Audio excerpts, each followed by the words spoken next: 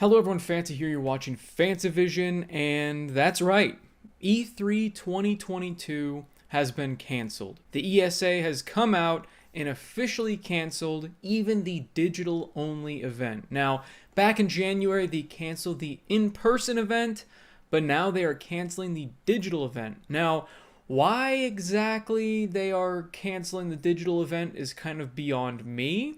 I haven't really been able to find any concrete evidence as to why, but it seems like they just kind of mismanaged the whole situation, and they didn't really think the digital edition last year went very well at all. I guess, because why else would they have canceled it if it was successful? Now, my question is, do we really need E3 anymore? I mean, honestly, if E3 is just going to be digital, and Nintendo and PlayStation already do their own digital events, what's the point of having E3? Why can't we just have publishers and studios and companies do their own thing? You know, why can't they just do their own digital event?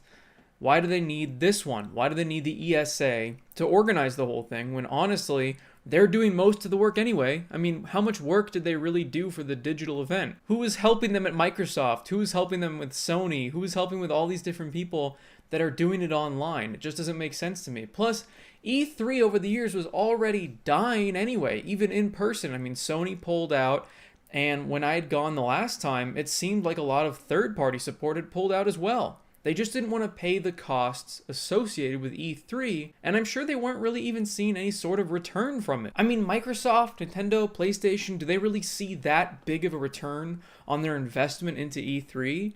I mean, Nintendo already has a Nintendo Direct. Microsoft could just start doing their own digital thing. They've already done it now at last year's E3. And PlayStation, while their PlayStation Directs haven't been great, they are doing their own thing. I would love to see the different sales numbers between when E3 was digital only or when Sony pulled out compared to when Sony went to the show. I guarantee there's really not going to be that much difference there, and the ROI just doesn't make sense to spend all of that money on that show when people are already hyped for the games they're going to be hyped for, and you still have a massive audience that will watch your YouTube page or Twitch or any sort of presentation device you have already. You don't need that stage. It's just antiquated at this point. You don't need to have an in-person event.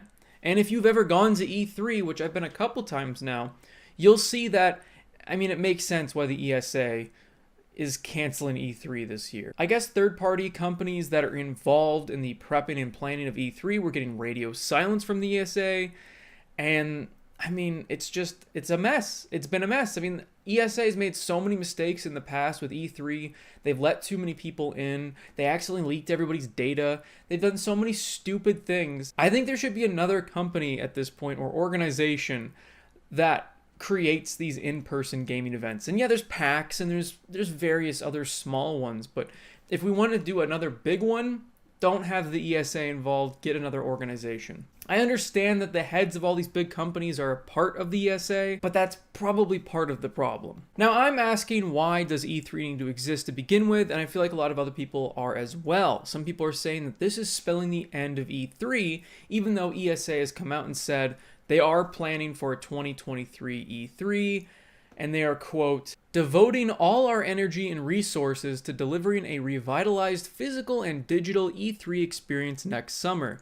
Whether enjoyed from the show floor or your favorite devices, the 2023 showcase will bring the community, media, and industry back together in an all-new format and an interactive experience. I don't know what the hell you could be doing differently. I really don't, unless you have some sort of weird VR thing where you can explore the halls in virtual reality or something like that. I don't know how they're going to revitalize things, because E3 has been basically the same thing since its inception. It's just had all of the gaming press there covering it in different ways. They had the stages, they had the presentations, and you could watch all of it online, or back then you could watch it on TV on like G4. So I don't really understand what they're going to do differently, and I sincerely doubt that we're going to even see an E3 in the future. This seems like an event that is on its way out, and unless they do something really impressive in 2023, they bring PlayStation back in the fold, they bring everybody back, I don't see it. I just don't see it. As much as I love E3, and I know a lot of people in the comments are going to be like, I can't believe you're saying who cares if E3 goes away. I love E3. I do too. Honestly, it's like the Super Bowl of games. It's so awesome having this massive amount of announcements all in 1 week, and it's just incredibly exciting to see all the things that are coming out, and I'm going to miss that. But in reality, it's not needed, especially if the in-person show gets canceled again for 2023. There's no guarantee that we're going to be back to normal in 2023. There's no guarantee that they're going to have the in-person event in 2023. So if they don't, I feel like that's going to be the final nail in the coffin. This is getting pretty damn close to the final nail, but maybe they can salvage something in next year's E3 if it even happens. I don't know. It really depends on what happens this year. And I feel like it's a massive mistake canceling this year's digital E3 because you're giving those other companies, Microsoft and Nintendo, and every third-party developer that's big enough to have its own audience, you're giving them the chance to see and experiment whether or not E3 is even necessary. They're going to see whether or not it's worth their time and effort to work with the ESA, get all their things lined up, and do this big show, because it costs a ton of money. And if they notice this year we didn't go to E3, we didn't lose any money, everything looks about the same, they're not going to do it. And then 2023 is just going to get canceled. So it's a big risk that the ESA decided to cancel this year's digital event.